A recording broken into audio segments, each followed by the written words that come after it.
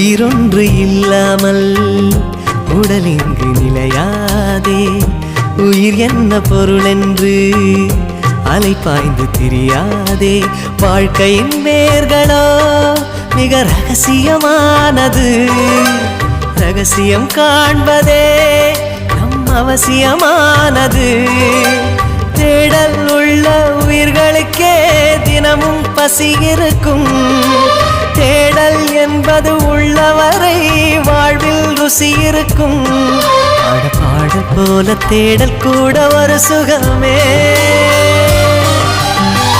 இசை பாடி வரும் இளம் காற்றுக்கு உருவமில்லை. காற்றலை இல்லை என்றால் ஒரு பாட்டொலி கேட்பதில்லை.